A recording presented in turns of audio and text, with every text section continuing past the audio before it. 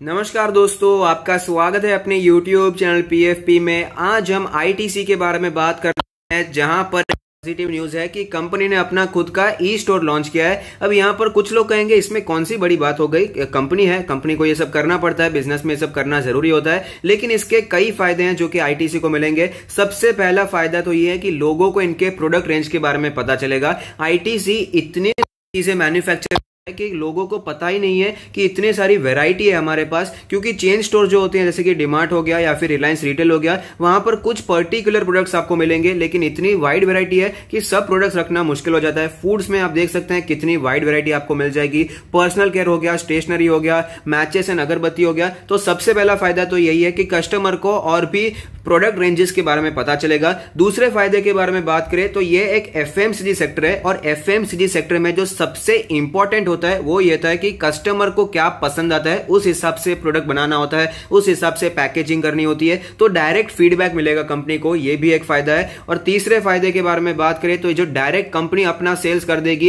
इसमें कोई बीच में मिडिल मैन की जरूरत नहीं पड़ेगी, तो ये भी एक फायदा हो जाता है। और ITC फिलहाल काफी जोरों शोरों में लगा हुआ है। यहां पर आप देख सकेंगे ऑफर्स भी काफी अट्रैक्टिव दिखाई दे रहे हैं। Free delivery on order suppose 750, अगर 1500 से ज्यादा की खरीदारी करते हैं तो 10% आपको डिस्काउंट भी मिलता है। तो काफी ज्यादा इंसेंटिव्स भी ITC प्रोवाइड कर रहा है। अब देखने वाली बात यह होगी कि ITC क्या वेबसाइट को तरीके से रन कर, क्योंकि ज्यादातर ये जो FMCG कंपनीज होती हैं अपनी वेबसाइट लॉन्च कर देती हैं, लेकिन वहां पर ज्यादा सेल्स करने की आशा से वो लॉन्च नहीं करते, सिर्फ मार्केटिंग करना चाहते हैं कि लोगों को पता चले कि हम ये प्रोडक्ट्स भी बेचते हैं। बाकी आप खरीदेंगे तो बाहर से, ये तो हमें भी पता है। लेकिन ITC कैसे प्ले करता है, क्या ये मार्केटिंग की दृष्टि से ही करता है या फिर ये सेल्स भी करना चाहता है, ये देखने वाली बात रहेगी। और कॉम्पिटिशन भी बहुत ज्यादा है, कॉम्पिटिशन कम है ये मत समझिए। जियो मार्ट है, Amazon है, फ्लिपकार्ट है, ग्रोफर्स है, ये सारी चीजें बहुत ही कॉम्पिटिशन दे रहे हैं। ऐसे में ITC एक FM कंपनी जो कि ऐसा उसे एक नया सेगमेंट हो गया, ई कॉमर्स सेगमेंट में इन्होंने खुद ही एंटर किया है। तो ये भी एक कंपटीशन है, एक चैलेंज है ITC के लिए। अब ये कैसा परफॉर्म करता है ये तो देखने वाली बात रहेगी। लेकिन ये जो नया लिया गया है बहुत पॉजिटिव है, स्पेशली उस समय पर जब कोविड के केसेस फिर से एकदम स्पाइक कर रहे हैं। तो ऐसे में फिर से पार्शियल लॉकडाउन देखने को मिल रहे हैं, वापस ऑनलाइन ग्रोसरी पर ज्यादा जोर दिया जा रहा है। तो ये जो टाइमिंग है वो बहुत ही अच्छी दिखाई दे रही है।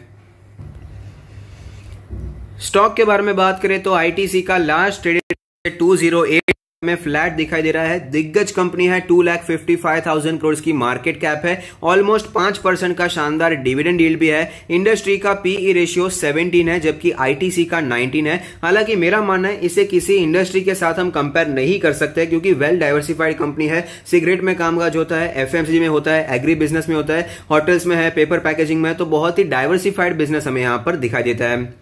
फाइनेंशियल ट्रेंड के बारे में बात करें तो आप देख पाएंगे फाइनेंशियल ट्रेंड लगातार ऊपर जाता हुआ नजर आता है। 2017 में 44,000 करोड़ का रेवेन्यू था, जो कि बढ़कर 52,000 करोड़ हो चुका है। और प्रॉफिट तो उससे भी कहीं ज्यादा तेजी से बढ़ रहा है, 10,000 से बढ़कर 15,000 करोड़ के भी ऊपर जाता हुआ नजर आया। जब कंपनी की साइज बहुत ही बड़ी हो जाती है तब ग्रो करना बहुत ही मुश्किल होता है। उसके बावजूद कंपनी ने 4 सालों में 50% की प्रॉफिट ग्रोथ दिखाई है, और रेवेन्यू में कोई 50% का ग्रोथ आपको दिखाई नहीं दे रहा है, प्रॉफिट में दिखाई दे रहा है। यानी कि मार्जिन्स भी कंपनी सुधारती हुई नजर आ रही है। चार्ट पर हमें क्लियरली पता चलता है कि फिलहाल स्टॉक 4 महीनों से कंसोलिडेशन करता हुआ नजर आ रहा है। 200 के लेवल से 220, 230 का एक जोन हो चुका है, उसके ऊपर स्टॉक नहीं जा पा रहा, वापस उसी जोन में आ जाता है और वहां पर हमें कंसोलिडेशन करता हुआ नजर आता है। लेकिन यहां पर 200 डेज का जो मूविंग एवरेज है, एक इंपॉर्टेंट सपोर्ट बना हुआ है, उसके नीचे स्टॉक नहीं जाता, वहीं से बाइंग हमें एमर्ज होती हुई नजर आती है और वापस स्टॉक हमें ऊपर जाने की कोशिश करता हुआ नजर आता है। अगर इसके लॉन्ग टाइम चार्ट के बारे में बात करें, जहां पर एक कैंडल 1 वीक को रिप्रेजेंट करेगा, तो आप देख पाएंगे सिचुएशन हमें 2017 से खराब होती हुई नजर आई, और उसके बाद स्टॉक ने बस अंडर परफॉर्मेंस ही दिखाया है, बहुत ही ज्यादा टूटता हुआ नजर आया है। लेकिन फिलहाल एक बाउंस बैक देता हुआ नजर आता है। आप देख पाएंगे फिलहाल स्टॉक एक बहुत ही इंपॉर्टेंट जोन पर हमें ट्रेड करता हुआ नजर आ रहा है। 20 डेज का और 50 डेज का जो मूविंग एवरेज है एज ए इंपॉर्टेंट सपोर्ट दिखाई दे रहा है, लेकिन जो 200 वीक्स का मूविंग एवरेज है वो एज ए रेजिस्टेंस भी दिखाई दे रहा है। तो बहुत ही एक छोटी सी रेंज में स्टॉक फिलहाल ट्रेड करता हुआ नजर आता है। डेली कैंडल पर एक पॉजिटिव सिचुएशन ये भी है कि पहले जो लेवल रेजिस्टेंस की तरह दिखाई दे रहा था, जो 200 210 का लेवल था, वो रेजिस्टेंस बना हुआ था, लेकिन फिलहाल वही लेवल एज अ सपोर्ट दिखाई दे रहा है। तो ये एक अच्छी बात है, रेंज यहां पर शिफ्ट होती हुई नजर आ रही है। ओवरऑल कंपनी अच्छी है, उसमें कोई डाउट नहीं है। कंपनी का स्टॉक गिर रहा है लेकिन कंपनी अच्छी परफॉर्म कर रही है, बिजनेस अच्छा परफॉर्म कर रहा है, प्राइस हमें बढ़ता हुआ नजर आता है।